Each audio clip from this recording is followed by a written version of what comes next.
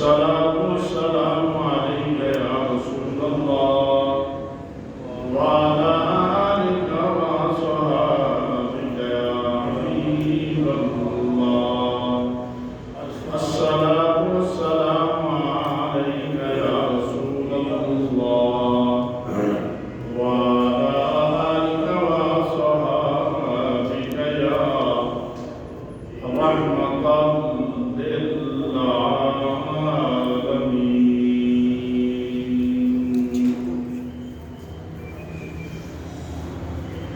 اللہ رب العالمین کے کرم سے آج ہم جمعۃ المبارک کے مقدس خطبۃ المبارک میں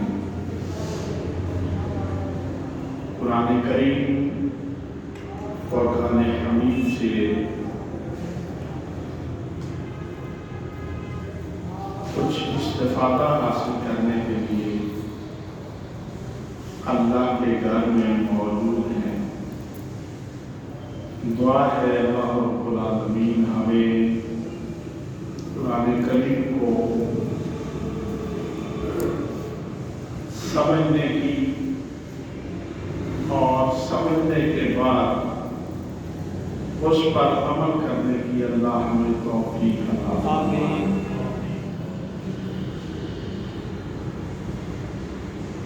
اس پرفتن دور میں جس میں فتنوں کا بہت زیادہ الجھاؤ ہے، ہر آدمی کسی نہ کسی الجھن کا شکار ہے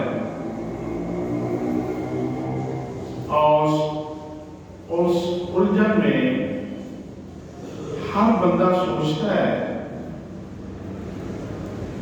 کہ پتہ نہیں حق پر کون ہے اور حق سے دور کون ہے. ہر بندہ کسی معاملے میں مبتلا ہے.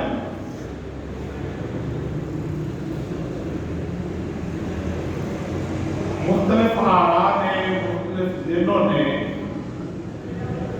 ہمارے ذہنوں کو الجھن میں ڈال دیا ہے. وہ الجھاؤ، وہ پریشانی کب ختم ہوگی؟ جب ہم اللہ اور اس کے محبوب صلی اللہ علیہ وسلم کے احکامات کو پڑھ کر اس پر عمل پیرا ہونا شروع ہو جائے. ہم سب نے کلمہ طیبہ جو پڑھا ہے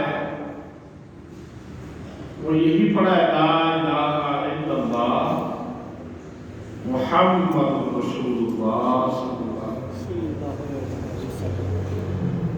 کسی بندے نے یہ لا الہ الا اللہ مولوی رسول اللہ نہیں پڑھا.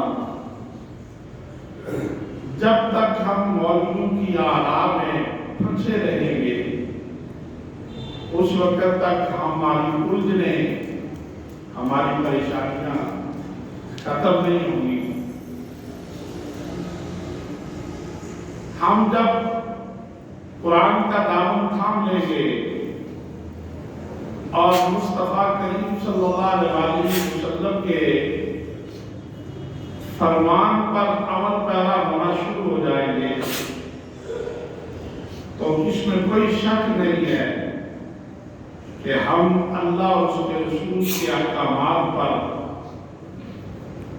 عمل پیرا ہو کر سیدھے راستے پر، صراط مستقیم پر اور اللہ کے بتائے ہوئے احکامات پر عمل کر کے اللہ کی بارگاہ میں مقرب ہو جائے. دعا ہے اللہ رب العالمین ہمیں قرآن سمجھنے کی توفیق عطا فرمائے. یہاں پہ ایک بات بہت ضروری ہے لوگ یہ کہتے ہیں کہ قرآن ہی قرآن ہے، حدیث مصطفیٰ صلی اللہ علیہ وسلم سے کچھ لوگ انکار کرتے ہیں اور وہ کہتے ہیں جب اللہ کا قرآن ہے تو پھر ہمیں اور کسی چیز کی ضرورت نہیں، لیکن قرآن کہتا ہے کہ ضرورت ہے۔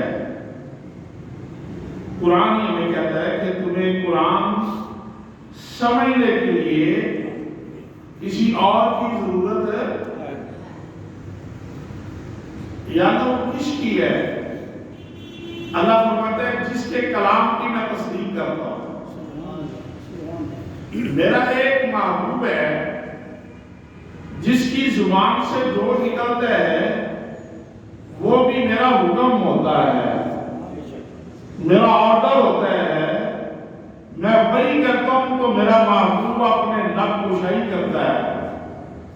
تو میرے محبوب کی زبان مبارکہ سے نکلنے والے ہر لفظ کو تم من وہاں اس طرح تسلیم کرو گے جیسے تم قرآن کو تسلیم کرتے ہو۔ تو اس حکم کے بعد پتہ چلا کہ جو حدیث مصطفیٰ کا منکر ہے وہ قرآن کا بھی منکر ہے۔ قرآن کے لیے نبی کا فرمان بہت ضروری ہے، اس لیے کہ قرآن کریم فرقان حمید میں اللہ تبارک و تعالیٰ نے ایک مثال سے اس میں سے دیتا ہوں۔ اللہ تبارک و تعالیٰ نے، میں اکثر ان لوگوں کو کہا کرتا ہوں کہ مجھے بتائیں، اس بات کا جواب دیں کہ اللہ تعالیٰ نے قرآن کریم میں فرمایا وَأَقِیمُوا الصَّلَاةَ، نماز پڑھو۔ کیا کرو؟ نماز پڑھو۔ نماز کا حکم دیا ہے، لیکن یہ نہیں بتایا کہ آپ نے اس کے وقت کا تعین کیسے کرنا ہے اور کون کون سی نماز کتنی کتنی رکعتوں پر مشتمل ہے۔ جو یہ کہتے ہیں کہ قرآن ہی کافی ہے، حدیث مصطفیٰ کا انکار کرتا ہے جو بندہ، ان سے پوچھیں کہ بھئی نماز کیا پڑھو گے؟ قرآن میں اللہ فرماتا ہے وَأَقِیمُوا الصَّلَاةَ، نماز پڑھو۔ بھئی زور کی نماز کیسے پڑھو گے؟ زور کی رکعتیں کس نے بتائی؟ وہ میرے مصطفیٰ کی زبان سے نکلا اور عمل مصطفیٰ حدیث سے ملا۔ جو چیز عمل مصطفیٰ سے حدیث مبارکہ میں آ گئی، ہمیں اس کی تصریح مل گئی۔ نماز کے اوقات بتائے گئے، اللہ تعالیٰ نے فرمایا قرآن کریم میں کہ ان الصلاۃ کانت علی المؤمنین کتابا موقوتا، اے مومنین میں نے تمہارے لیے نمازوں کے اوقات مقرر کر دیے، لیکن ان اوقات کا ذکر قرآن میں نہیں ہے۔ اگر اس میں قرآن کریم کو پڑھا جائے فَتَحَجَّدْ بِهِ نَافِلَةً لَكَ عَسَىٰ أَن يَبْعَثَكَ رَبُّكَ مَقَامًا مَحْمُودًا، کچھ نہ کچھ وقت کا تعین ملتا ہے، لیکن اس کی کما حق و تشریح میرے مصطفیٰ نے فرمایا کہ جب سورج اس جگہ پر آ جائے تو یہ نماز کا وقت ہے، جب اس جگہ پر آ جائے تو اس نماز کا وقت ہے، جب غروب ہو جائے تو اس نماز کا وقت ہے، جب غروب ہونے کے بعد اتنا وقت گزر جائے پھر اس نماز کا وقت ہے۔ یہ سارے اندازے اور تشریح اس کی قرآن کی ہمیں کس کی زبان سے پتہ چلا؟ مصطفیٰ کریم صلی اللہ علیہ وسلم۔ اگر کملی والے آقا کی زبان مبارکہ سے وہ تشریح نہ ہو تو ہمیں قرآن کریم میں مکمل حکم الہیہ کا پتہ ہی نہیں چلتا، لہذا پتہ چلا کہ جیسے قرآن ضروری ہے سمجھنا، اسی طرح قرآن کو سمجھنے کے لیے حدیث مصطفیٰ بھی ضروری ہے۔ اللہ رب العالمین نے مختلف ادوار میں، مختلف ٹائموں میں اپنے نبیوں کو کائنات میں جلوگر کیا، اور ہر نبی کو اپنے بہترین علوم سے اور بہترین اللہ رب العالمین نے اپنی قدرت کے تقاضوں سے بھرپور فرما کر کائنات میں جلوگر کیا، اور ہر نبی کو، ہر رسول کو اللہ نے پھر امتیں عطا کی جو ان کو مانتے تھے۔ پھر امتوں میں بھی اللہ تعالیٰ نے ہر نبی کو ولی بھی عطا کی، ہر نبی کی امت میں اللہ نے ولی پیدا فرمایا۔ بڑے بڑے علماء، بڑے بڑے طاقت والے، بڑے بڑے علم والے، بڑے بڑے ہنر والے، اللہ رب العالمین نے ان کو ولی عطا کی، جیسا کہ قرآن کریم میں موجود ہے۔ حضرت سیدنا سلیمان علیہ السلام کو حضرت آصف پر برقیہ جیسا اللہ کا ولی ملا، جس نے آگ کہ ایک جھمکنے کی مدت میں سینکڑوں میلوں سے بہت بڑا تخت ایک آنکھ کے جھمکنے کی اشارے میں سیدنا سلیمان علیہ السلام کی بارگاہ میں حاضر کر دیا۔ بڑے بڑے قرآن بتا رہا ہے اس کا، لیکن اللہ رب العالمین نے ولی بہت دیے۔ جیسے سارے نبیوں میں تیرے اور میرے آقا سارے نبیوں کے امام اور سردار بنے،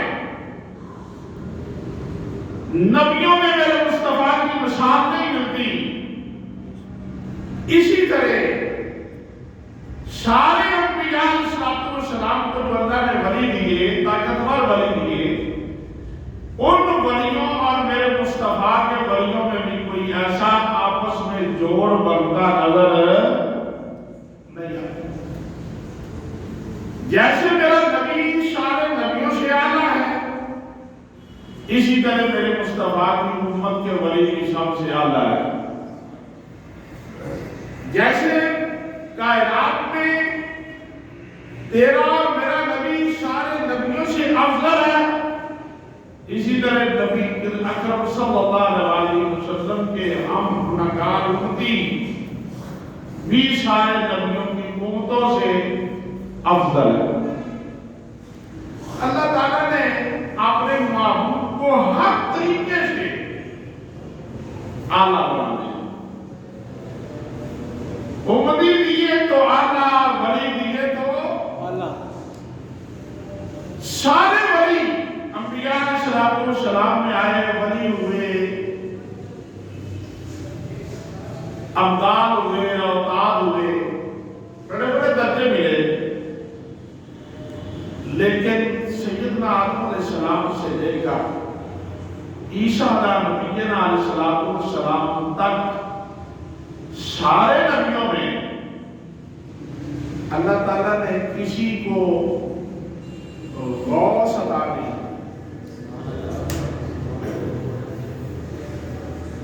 غوث، اور پھر میرے مصطفیٰ کی جب باری آئی تو پھر غوث بھی نہیں، غوث سے اعظم عطا کی۔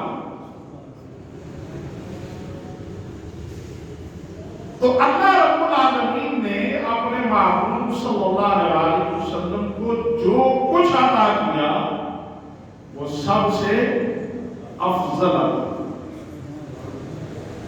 نہ ولایت میں کوئی مثال ملتی ہے، نہ نبوت میں کوئی مثال ملتی ہے، نہ کمالات میں کوئی مثال ملتی ہے، نہ درجات میں کوئی مثال ملتی ہے۔ میرا نبی ہر پہلوؤں سے سب سے افضل بن کر کائنات میں آیا۔ حضور غوث پاک رضی اللہ تعالیٰ اللہ کے ولی ہیں۔ کیا ہے؟ اللہ کے ولی۔ اور جو مقام ملا حضور غوث پاک رضی اللہ تعالیٰ وہ بھی کوئی کم تو نہیں ہے۔ ایسا مقام بندہ ڈھونڈتا رہے اور آپ اڑتا رہے، کہیں نہیں ملتا جیسے حضور غوث پاک کو اللہ نے مقام عطا کیا۔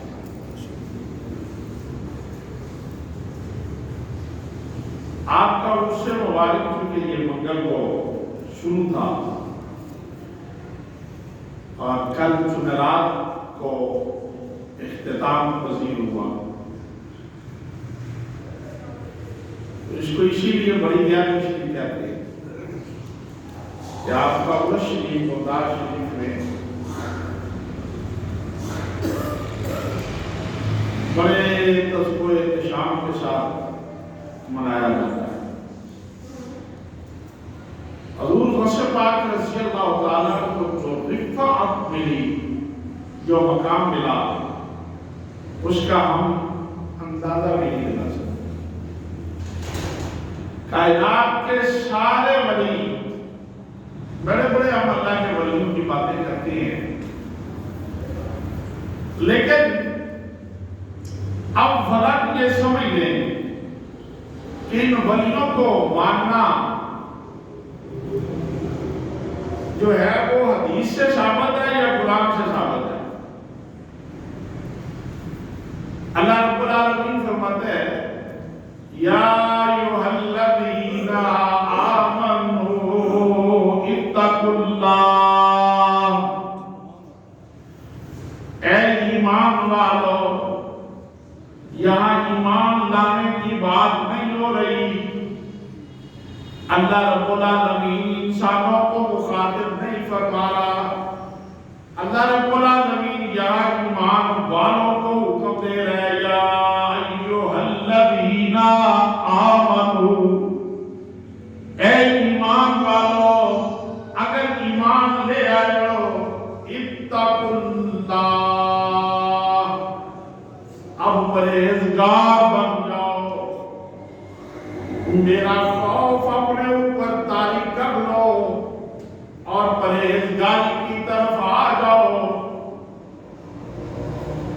اللہ رب العالمین ساتھ ہی حکم فرماتا ہے وَكُونُوا مَعَ الصَّادِقِينَ،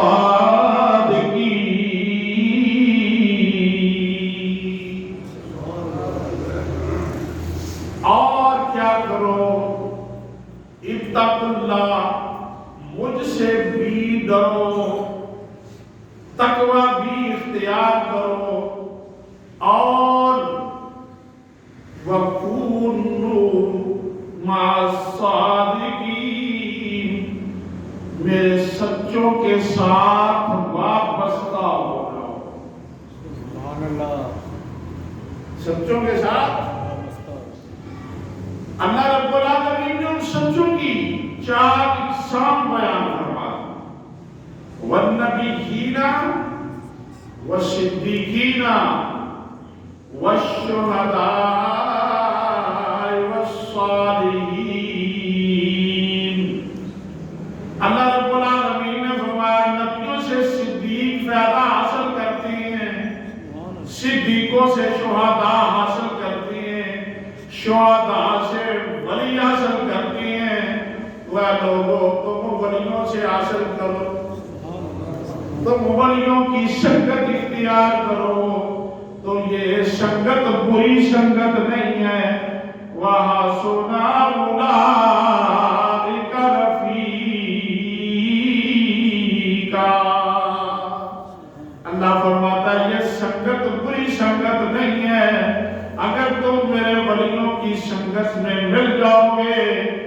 قربت اختیار کر لو گے، اپنا تعلق میرے سچوں سے قائم کر لو گے، وَحَسُنَ أُولَئِكَ رَفِيقًا، یہ سنگت، یہ یاری، یہ قربت تمہارے لیے بہت بہتر ثابت ہوگی۔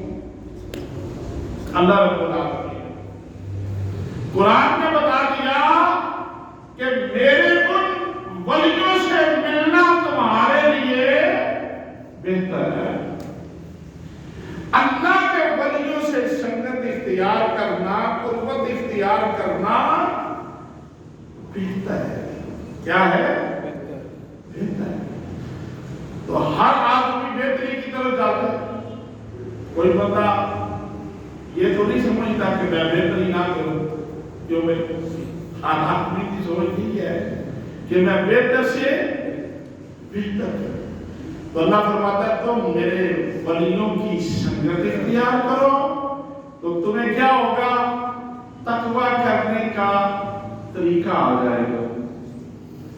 جو میں نے کہا اتقوا اللہ، تقویٰ اختیار کرو، تو وہ تقویٰ تمہیں میرے بندوں سے، میرے ولیوں سے، میرے قریبیوں سے، میرے مقربین سے، میرے یاروں سے تمہیں اتقوا اللہ کرنے کا طریقہ مل جائے گا، اس لیے کہ وہ تقوی کی وجہ سے ہی میری بارگاہ میں مقرب ہوتے ہیں۔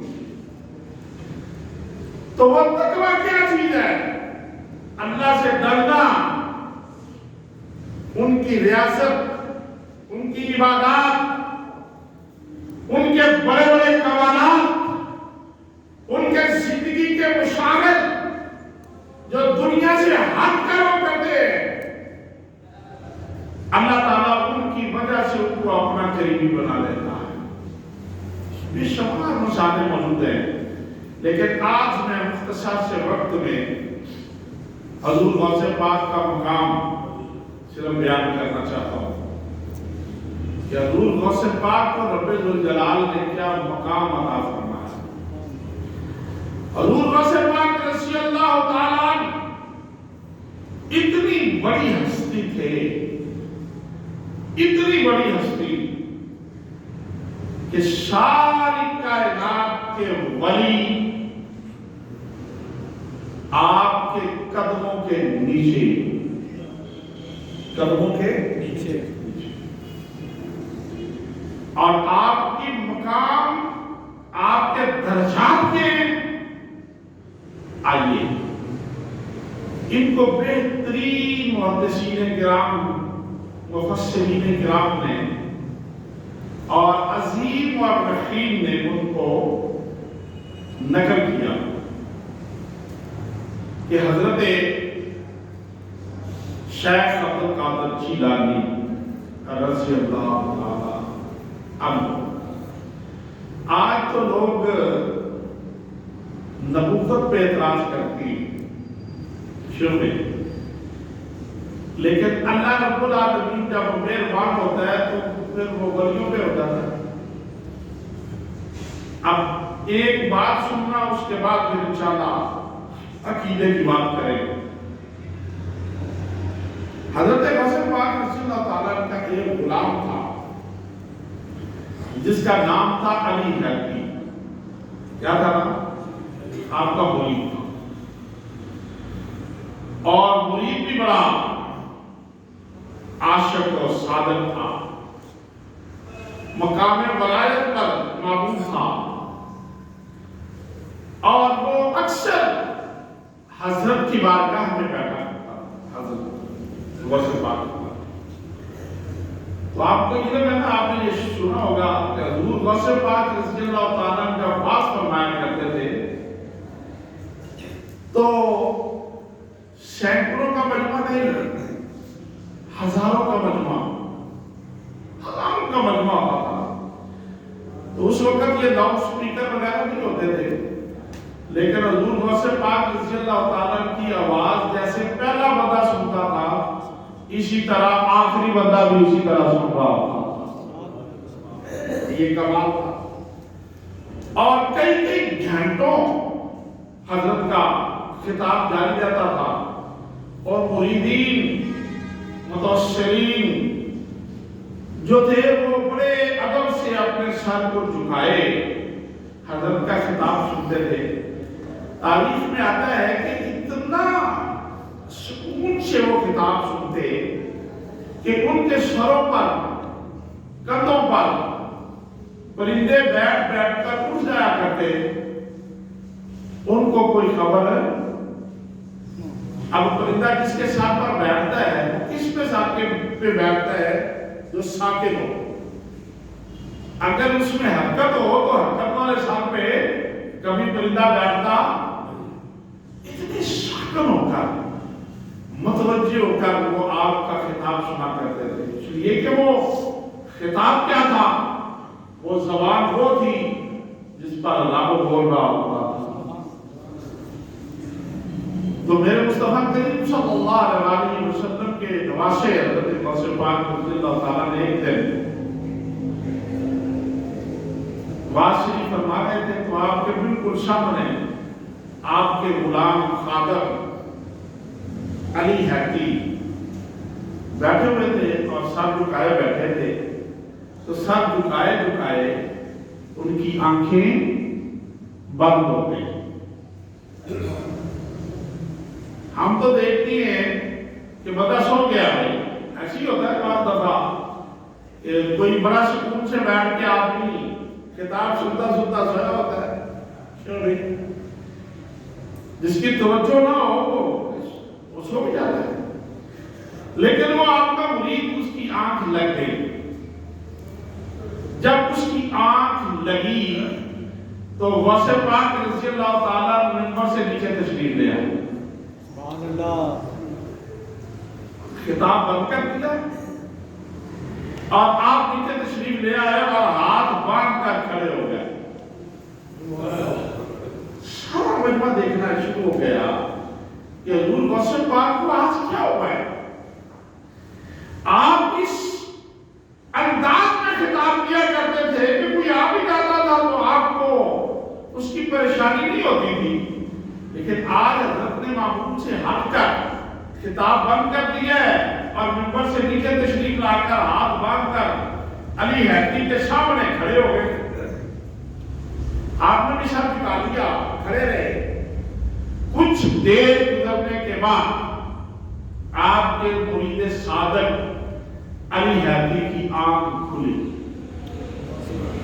جب آنکھ کھلی اس نے دیکھا کہ حضرت خطاب چھوڑ کر میرے سامنے کھڑے ہیں، پریشان ہو گئے۔ لیکن حضرت نے فرمایا اب غور کرنا، یہ مقام غوثیت بیان کر رہا ہوں۔ پچھلے جمعہ المبارک میں جنہوں نے خطاب سنا تھا اس سے میں اس کو ملا رہا ہوں تاکہ آپ کے ذہن کی تعبیر ہو جائے۔ حضور غوث پاک رضی اللہ تعالیٰ نے آپ نے جب ان کی طرف دیکھا تو فرمایا علی حقی سچ سچ بتانا، خواب میں کیا دیکھ رہے تھے؟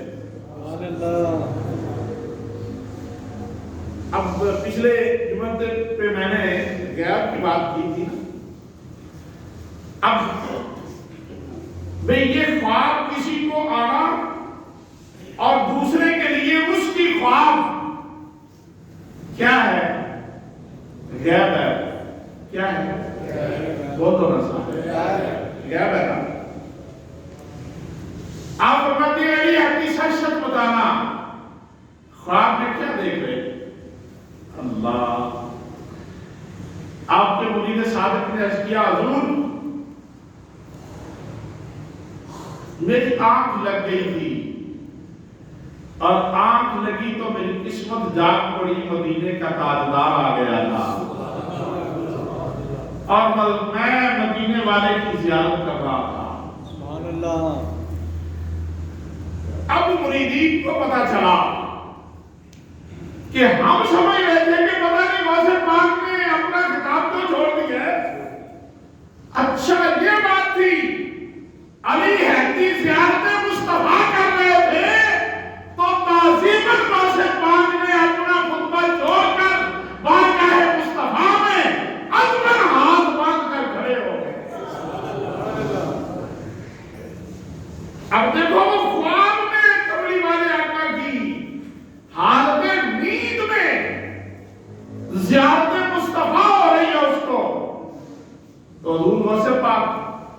جاگ رہے ہیں کیا؟ اور جان رہے ہیں کہ میرا مرید کیا دیکھ رہا ہے؟ اللہ۔ تو جب آپ کو کھڑے دیکھا اور یہ بتایا تو خوف سا طاری ہو گیا کہ میری وجہ سے حضرت پریشان ہو گئے۔ تو آپ نے اسی وقت فرمایا مریدی لا تخف، اے میرے مرید خوف زدہ نہیں ہونا، اپنے اوپر خوف طاری نہیں کرنا، اللہ ربی، اس لیے کہ میرا رب بڑا طاقتور ہے، اس نے مجھے بہت سارے کرموں سے نواز رکھا ہے۔ تم سمجھ رہے ہو کہ یہ کیا بات ہے، مجھ سے پوچھتے کیوں ہیں، لیکن میرا رب مجھ پہ اتنا کرم کرتا ہے کہ اس نے میرے اوپر کرم کے دروازے کھول دیے۔ تو میں اس لیے تمہیں پوچھتا ہوں، خوف نہ کر، پریشان نہ ہو، بتا مجھے تو نے کیا دیکھا؟ اس نے عرض کیا حضور میں نے کملی والے آقا کی زیارت کی۔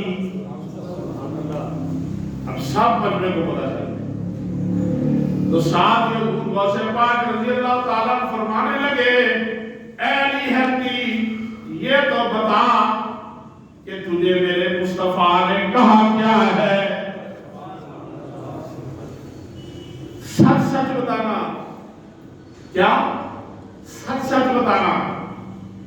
اس سچ سچ کی بات سے پتا چلتا ہے کہ حضور غوث پاک یہ بتا رہے تھے کہ تم بتاؤ گے تو یہ لوگوں کو پتا چلے گا، اگر اس میں کوئی آگے پیچھے بات ہوئی میں غوث ہو کے جانتا ہوں۔ سبحان اللہ۔ کیوں بھائی سچ سچ بتا۔ اس نے ہاتھ جوڑ کر عرض کیے، یا حضرت اے میرے مرشد پاک غوث اعظم رضی اللہ تعالیٰ عنہ، اے حضرت مجھے حضور غوث پاک رضی اللہ تعالیٰ کی بارگاہ میں جو زیارت نصیب ہوئی ہے کملی والے آقا کی، تو مجھے کملی والے آقا مدینے کے تاجدار نے فرمایا، علی حقی کبھی میرے بیٹے عبد القادر کے دروازے کو مت چھوڑنا۔ میرے بیٹے عبد القادر کے دروازے کو کیوں بھائی؟ یہ کون کہہ رہا ہے؟ اللہ کہہ رہا ہے وَكُونُوا مَعَ الصَّادِقِينَ،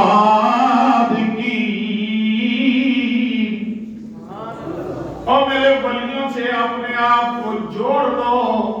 کملی والے آقا خواب میں مل کے کہہ رہے ہیں، علی حقی خبردار کبھی بھی غوث اعظم سے عبد القادر سے اپنا منہ نہ پھیرنا، اس کا دروازہ نہ چھوڑنا۔ حضور غوث پاک رضی اللہ تعالیٰ نے جب یہ بات سنی مسکرائے، تو جب مسکرائے تو لوگوں کو پتا چل گیا کہ حضرت کا یہ مقام ہے کہ بیٹھے ہیں منبر پر تو ہر بندے کی خبر آپ کو موجود ہے۔ اس کو غوث اعظم کہتے ہیں۔ یہ میرے غوث کا مقام ہے۔ ایمان سے بتاؤ، ایمان سے سچی سچی بات آپ نے کرنی۔ اگر غوث اعظم کی یہ شان ہے کہ کوئی بتائے نا، مخفی معاملہ ہو، ایک بندہ زیارت مصطفیٰ سے مشرف ہو رہا ہو، محفل ہو غوث پاک کی، اور بیٹھا بیٹھا اس میں زیارت مصطفیٰ کر رہا ہو، تو حضور غوث پاک سے مخفی نہیں، وہ جانتی ہیں، پہچانتی ہیں، اور یہ بھی جانتی ہیں کہ کملی والے آقا نے خواب میں کہا کیا ہے۔ جب یہاں تک کا علم غوث اعظم کو ہے تو غوث اعظم کون ہے؟ میرے کملی والے آقا کے غلام ہیں۔ ایمان سے بتاؤ، جس کے نواسے کی یہ شان ہے، اس کے نانے کا مقام کیا ہو؟ आज लोग कहते हैं बड़ी दलेरी से कहते हैं नबी के पास क्या था, नबी नहीं जानता मादर। मैं कहता हूं नबी की बात करते हो, ये नबी के दर का गुलाम, सरकार की औलाद में से हजूर गौसे पाक अल्लाह के वली हैं, वली नबी नहीं, बोलो नबी नहीं है, वली वली। तो जब वली को अल्लाह ने ये शान अदा की है कि वो उसका अमल देख रहे हैं, कोई है ऐसा? आज कहते हैं क्यों तुम मिस्री, नबी पर कहते हैं मैं तुम्हारे जैसा ही हूं। मैं कहता हूं मौलवी जी बताओ, गौसे पाक तो अली हैदी की ख्वाब से वाकिफ है, तुम जब तकरीर करते हो तो सामने बैठे हुए लोगों की तबीयत से तुम वाकिफ होते हो कि क्या है क्या नहीं, वो क्या सोच रहे हैं, क्या खबर उसको। लेकिन जिसको खबर होती है उसको गौसे आज़म कहती है, उसको अल्लाह का वली कहती है। जिसको खबर हो उसको अल्लाह का, तो जिस अल्लाह के वली की ये शान है कि वो हर चीज मख्फी जान रहा होता है, तो मदीने वाले ताजदार का तो मुकाम ही फिर ऊंचा होता है। मदीने वाले के मामले में जो बात करता है वो सिरे से वली का इनकार करेगा, गुमराह होगा। लेकिन जो नबी की किसी इल्म का इनकार करता है वो दारा इस्लाम से खारिज हो जाता है, तो मुसलमान ही अल्लाह इसीलिए कहता है। अब मेरे मुस्तफा ने भी कहा अली हदी मेरे गौस का दरवाजा, आज हमें भी ये हुक्म हो रहा है मुस्तफा की तरफ से भी खुदा की तरफ से, लोगों अगर चाहते हो मैं तुम पे राजी हो जाऊं तो मेरे वलियों की संगत इख्तियार करो, उनका दरवाजा मत छोड़ना। वलियों के दरवाजे से हट जाओगे तो तुम्हें तकवा नहीं मिलेगा, तो जब तक तकवा परहेजगारी तुम में नहीं आएगी तुम मेरे करीबी बन सकते नहीं। बस मेरा बनना है तो मेरे बने हुओं के साथ मिल जाओ। जब तुम मेरे बने हुओं के साथ, मेरे दोस्तों के साथ मिलोगे तो फिर तुम्हें तकवा परहेजगारी वहां से कमरे वाले आपका सब हजूर गौसे पाक रसूलुल्लाह का मकाम क्या था कि जो आपकी बारगाह में आता था आप उसकी तरबियत फरमाते थे, और हर महीने की 10वीं तारीख ये जो मुकर्रर हुई है ना, 11वीं वाला पीर जो कहते हैं, आप क्या करते थे दिन 10वां रात 11वीं को सारे लोगों को बैठाते और बैठाकर एक निगाह करते तो सबको वलिये कामिल बना देते, सबको। इसलिए 11वीं वाला पीर कहते हैं तो हजूर गौसे पाक रज़ियल्लाहु ताला के दर की हाजिरी बहुत जरूरी है, अल्लाह के वलियों की संगत बहुत जरूरी है। जो संगत और या से दूर हो जाता है वो अल्लाह रब्बुल आलमीन के कर्म से दूर हो जाता है। अल्लाह रब्बुल आलमीन अपने वलियों को ये ताकतें देकर भेजा। क्या ताकत थी? अब ईमान से बताओ मौत कौन देता है? अल्लाह ताला। सारे बोलो अल्लाह ताला। तो सारे ना बोलो, जिनको यकीन है अल्लाह मारता है वो बोले अल्लाह ताला। अल्लाह मारता है ना, जिंदगी कौन देता है? अल्लाह। मरे हुए को भी जिंदा अल्लाह चाहे तो कर सकता है, उसके बारगाह में कोई कमी नहीं, तारीफ में मौजूद है। हजूर गौसे पाक रज़ियल्लाहु ताला तकरीर फरमा रहे हैं, और तकरीर फरमाते फरमाते आपने एक सुनी आवाज चील की, वो चीखो पुकार कर रही और चीखें मारना छोड़ नहीं रही। हजूर गौसे पाक रज़ियल्लाहु ताला ने फरमाया फरिश्ते इसका सर उतार। किसको कहा? फरिश्तों को कौन देता है? अल्लाह देता है। پتا چلا کہ اللہ اپنے اختیار اپنے ولیوں کو بھی عطا کرتے ہیں. لوگ پتہ کیا کہتے ہیں آج کل، تم نبی کی اتنی شان بیان کرتے ہو، اللہ سے ملا دیتے ہو. میں کہتا ہوں اللہ کے بندو، تم نبی کی بات کرتے ہو، یہاں اللہ اپنے اختیار ولیوں کو دے رہا ہے. نبی تو بہت اونچی چیز ہے نا، ان کے غلاموں کو اللہ رب العالمین کے اختیار دے رہے ہیں. فرشتے کو حکم دیا، فرشتے اس کا سال تھا، چیل کا سال اتر گیا، سال ادھر پڑا ہے ادھر. حضرت خطاب کرتے رہے، خطاب کرنے کے بعد جب محفل ختم ہوئی تو اٹھے، چیل کے پاس گئے، سر پکڑا، ساتھ ملا کر بسم اللہ الرحمن الرحیم پڑھ کر کہا قم بعزم اللہ. وہ چیل پھر سے زندہ ہو گئی، شروع ہو گئی. حضور غوث پاک کا یہ مقام، یہ اللہ کے ولی کا مقام. کس کا مقام؟ یہ میں اس لیے بتا رہا ہوں، بار بار آپ کو کہہ رہا ہوں کہ اللہ کے ولی کی یہ طاقت ہے. عطا کون کرتا ہے؟ اللہ ہی عطا کرتا ہے. اور ایمان سے بتاؤ، جو اللہ اپنے ولی کو، نبی کے غلام کو اتنی طاقت عطا کرتا ہے، وہ اپنے نبی کو کتنی طاقت دیتا ہو. یہ کہنا نبی ہم جیسے نبی کا کچھ نہیں سکتا، یہ سراسر ایمان سے نکلنے کی بات ہے. نبی کے متعلق تو شائبہ بھی نہیں ہونا چاہیے، شک بھی نہیں ہونا چاہیے. اور رائی کے دانے کے برابر بھی اگر شک کیا تو بے ایمان ہو جائے گا تو. اس لیے کہ اللہ تو اپنے نبی کا مقام تو جو اونچا کرتا ہے وہ کرتا ہے. اللہ رب العالمین تو اپنے نبی کے غلاموں کو جو شان عطا کر دیتا. حضور غوث پاک رضی اللہ تعالیٰ کا یہ مقام اور رفعت ہے.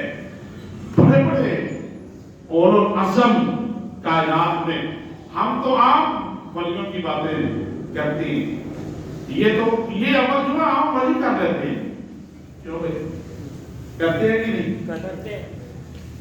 حضور میاں صاحب میرے مرشد پاک اعلیٰ حضرت تاجدار شرف پور شریف حضور قبلہ میاں شیر محمد شرف پوریہ، آپ اپنے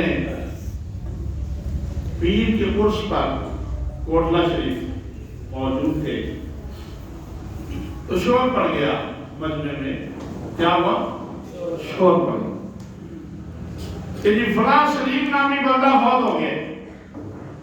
لوگ کو آپ کو پتا ہے نا کہ ایسا کام ہو جائے تو لوگ پھر یہ نہیں دیکھتے کہ قرآن پڑھا جا رہا ہے، کوئی باتیں اچھی ہو رہی ہیں، نہیں، وہ سارے ادھر متوجہ ہو جاتے ہیں. حضور میاں صاحب رحمۃ اللہ علیہ قریب گئے، اٹھ کے عرس کی تقریب تھی. آپ نے فرمایا میرے پیر کا عرس ہو اور اس میں بدمزگی آ جائے. آپ نے جا کے فرمایا آپ کہہ رہے مر گئے؟ آج سے پکڑا، فرمایا یہ تو زندہ ٹھیک ہے. اور سلیپ بھائی سلیپ اٹھ کے بیٹھ گیا.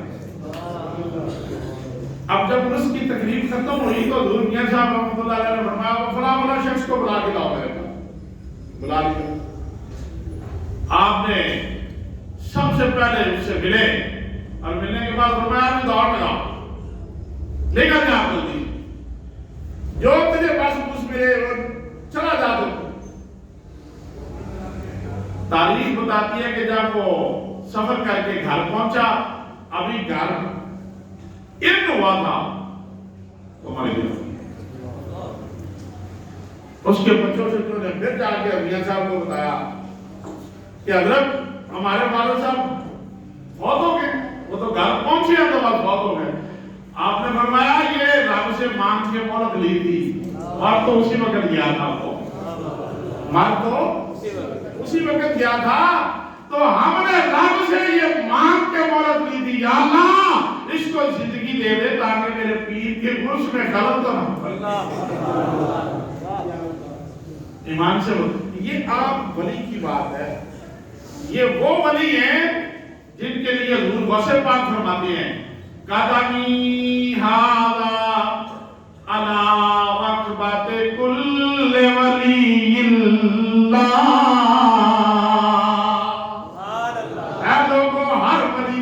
کندھے پر میرا قدم ہے، جن کے کندھے پر حضور غوث پاک کا قدم ہے، یہ اس ولی کی بات ہے کہ مر جائے بندہ تو اس سے اللہ رب العالمین سے مہلت لے کے کچھ دنوں کے لیے، کچھ وقت کے لیے اس کو پھر سے زندہ کر دیتے ہیں۔ یہ عام ولی کا کمال ہے۔ ایمان سے بتاؤ، جس کے قدموں کے نیچے ولیوں کی یہ شان ہے، تو جس کے قدم ہر ولی کے کندھے پر ہے، اس غوث اعظم کا مقام کیا ہوگا؟ اب جس غوث اعظم کو اللہ رب العالمین نے یہ شانیں عطا کی ہیں، نبی کا مقام کیا ہوگا؟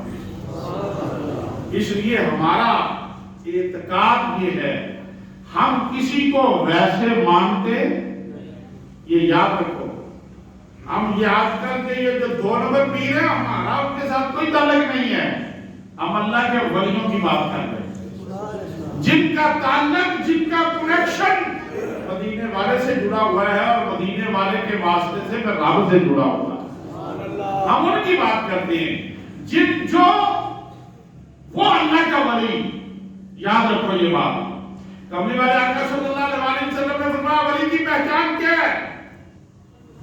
حضور کیا ہے پہچان؟ کملی والے آقا نے فرمایا جس کو دیکھیں تو اللہ یاد آ جائے، جس کو دیکھنے سے اللہ، اس کی یاد اندر پیدا ہو جائے، رب منہ سے نکلنا شروع ہو جائے، جس کا چہرہ دیکھنے سے پتا چلا کہ یہ سچے لوگوں کا چہرہ ایسا ہوتا ہے کہ جس کو دیکھنے سے بندے کے دل کی کیفیت بدل جاتی ہے۔ آج کل کے چنڈو پیر جو ہیں، کیونکہ وہ تو فراڈیے بھی ہیں، اور ان کو فراڈ میں لگایا بھی آپ نے، پیسے تم خود دیتے ہو ان کو، کیوں بھائی، اور ان سے فراڈ تم خود کرواتے ہو، تمیز دو پیر جی، وہ کہتا 5000 کا ہے، وہ ایسے لینے مار کے آپ کو دے دیں، آپ بڑے عقیدت سے لے کے آتے ہیں، آپ نے ان سے برا، یہ بری طرف آپ نے لگایا۔ اللہ کے بندو، اللہ کے ولی جو ہوتی ہیں، حضور غوث پاک کی بارگاہ میں ایک بندہ حاضر ہوا، حضور مجھے فلاں تکلیف ہے، مجھے کچھ لکھ کے دے دو، تعویذ دے دو۔ آپ نے فرمایا تعویذ کیا کرنا، تم کس کی بارگاہ میں بیٹھے ہو؟ حضور نے آپ کی بارگاہ میں، آپ اللہ کے ولی ہیں، آپ نے فرمایا تو جب میری بارگاہ میں آ گئے ہو تو اللہ رب العالمین نے تمہارے دل میں جتنی باتیں تھی وہ ساری پوری کر دی ہیں، تیری بیماریاں دور ہو گئی۔ اللہ کا ولی یہ ہوتا ہے، اللہ کے ولی کے پاس، حضور میاں صاحب کے پاس جایا کرتے تھے لوگ، کیونکہ جو مریدین بڑے بڑے بزرگ ابھی موجود ہیں، وہ بتاتی ہیں کہ آپ کے پاس کوئی جاتا تھا، کوئی تمیز شمیز نہیں ہوتا، جس نے جا کے بات کرنی، میں آپ کے مرید، آپ کے خلیفے کی بات آپ کو سنا، گنجے کرم حضرت پیر سید اسماعیل شاہ صاحب رحمۃ اللہ، حضرت کرما والا، کیوں بھائی، وہ آپ کے خلیفے ہیں، حضرت میاں صاحب کے، میرے پیر و مرشد کے خلیفے ہیں۔ اور یہ بات قبلہ استاد محترم میرے قبلہ استاد صاحب رحمۃ اللہ علیہ، علامہ عبدالتواب صاحب صدیقی رحمۃ اللہ علیہ نے خود سنائی کہ میں اس وقت موجود تھا، ایک بندہ آیا تو اس نے کہا حضرت جی میرے نا جوڑوں میں درد ہوتی ہے۔ کیا ہوتی ہے؟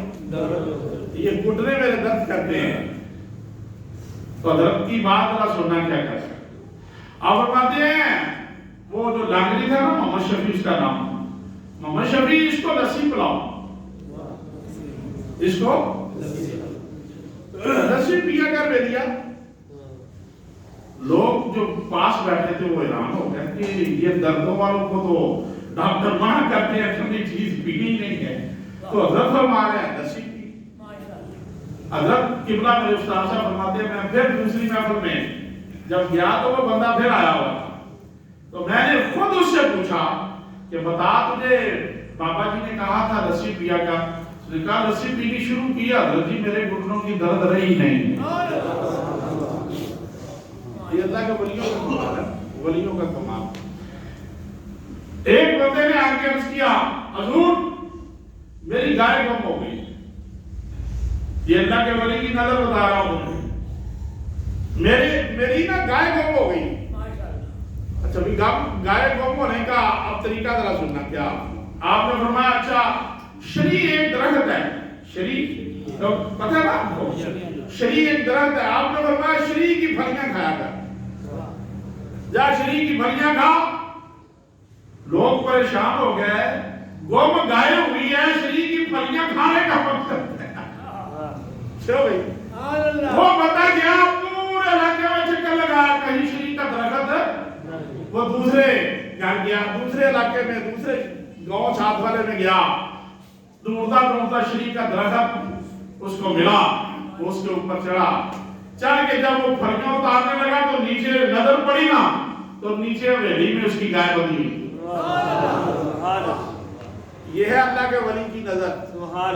لوگ کہتے ہیں ولی شریف کو نہیں ہوتا. میں کہتا ہوں اللہ کے بندے, ولی کو اللہ تعالیٰ نے بیان فرما دیا کہ میں ہر نبی کو ولی عطا کیے اور ان کو طاقتیں بھی عطا کی. اور ایمان سے بتاؤ یہ عام ولیوں کی بات ہے, عام ولیوں کی. تو جو غوث اعظم, غوث اعظم کا تو مقام ہی اونچا ہے. آپ پیدا ہوئے تو شور پڑ گیا کہ پتہ نہیں چاند نکلا ہے کہ نہیں. آپ کی والدہ محترمہ کے پاس آئے لوگ, آپ کی والدہ بھی بڑی پاکیزہ ولیہ تھی. حضرت ام الخیر آپ کا نام حضرت فاطمہ تھا, اور ام الخیر آپ کا لقب تھا. آپ کے پاس آئے تو آپ عرض کیا ام الخیر پتہ نہیں آج رمضان ہے کہ نہیں. آپ نے فرمایا آج رمضان کی یکم ہے. یار ہمیں تو پتہ نہیں چلا چاند کا, تو ہم آپ نے کیسے اندازہ لگایا؟ آپ نے فرمایا ساری رات میرے عبد القادر نے دودھ پیا ہے, شہری کے بعد ابھی تک دودھ نہیں پیا. ایمان سے بتاؤ جو پیدا ہوتے ہی یہ اندازے دے, جس کی دودھ پینے سے لوگ رمضان کے روزے رکھنے شروع کرتے ہیں, اس کو غوث اعظم کہتے ہیں. اس کو اللہ کا ولی کہتے ہیں. یہ اللہ ان کو طاقتیں دیتا ہے. 6 سال کی عمر ہے, 6 سال کی. حضور غوث پاک بغداد پڑھنے جا رہے ہیں, راستے میں چوروں نے گھیر لیا. آؤ بھائی 40 چور. کتنے؟ 40 چور ہیں. عمر کتنی ہے؟ 6 سال. سارے قافلے کو لوٹ لیا. اب جس سے پوچھتے ہیں چور تیرے پاس کیا ہے, وہ بچنے کے لیے کہتے ہیں کچھ نہیں. کبھی چوروں کو یہی کہتے ہو کہ نہیں؟ اگر چور آپ سے کوئی لینے کے لیے آ جائے تو نکال کے حاضر کر دیتے ہو؟ نہیں. یہی کہتے ہو نا, او بھائی میرے کو تو کچھ نہیں, کی لے گئے میرے کو, میں نکالتا پوچھا. یہی کہتے ہیں نا. وہ قافلے والے سے پوچھتے رہے چور تیرے پاس کچھ ہے؟ نہیں. تلاشی لے, جو نکلے وہ کہیں دھول بول رہے. تو 40 کے 40 حضور غوث پاک کے پاس آئے. 6 سال کی عمر ہے تو سارے پوچھ رہے ہیں اور بچے آپ کے پاس بھی کچھ ہے؟ آپ فرماتے ہیں ہاں ہے. وہ ادھر ادھر دیکھ کے چلا جائے, ملے کچھ بھی نہ, چلا جاؤ. کہتے اچھا بچہ ہے نا, ویسے بات. آگے چلا گیا, دوسرا آ گیا, اور تیرے پاس کچھ ہے؟ آپ نے فرمایا ہاں ہے. وہ لے گیا. 40 کے 40 نے جب پوچھ لیا تو سردار کے پاس گیا نا, تو سردار نے پوچھا کسی کو چھوڑا تو نہیں ہے؟ اس نے کہا 6 سال کا 6 سال کا بچہ ہے, چھوٹا سا. ہم نے سب نے اس سے پوچھا ہے کہ کچھ ہے, تو وہ کہتا ہے ہاں ہے, لیکن ہمیں اس سے ملتا کچھ نہیں. فرمایا لاؤ اس کو. وہ چوروں کا جو سردار تھا نا, اس نے بلا لیا, آ جاؤ. آپ چلے گئے, جا کے سامنے کھڑے ہو گئے. او بیٹا آپ کے پاس کیا؟ کیا جناب ہے؟ وہ چوروں کا سردار کہنے لگا, وہ سارے کہتی ہیں ڈر سے بولتے نہیں ہیں, تو تجھ سے ہمیں ملتا بھی کچھ نہیں, لیکن تو چھپا بھی نہیں رہا. آپ نے فرمایا چھپائے تو وہ نا جسے چھن جانے کا ڈر ہو.